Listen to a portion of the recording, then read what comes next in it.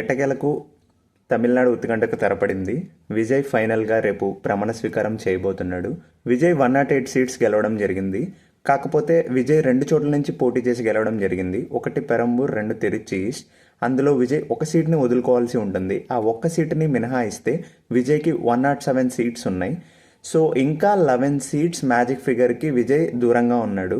ఆ 11 seats Vijay is expecting. కాకపోతే ఇక్కడ 13 మెంబర్స్ విజయ్కి మద్దతు ఇవ్వడం జరిగింది.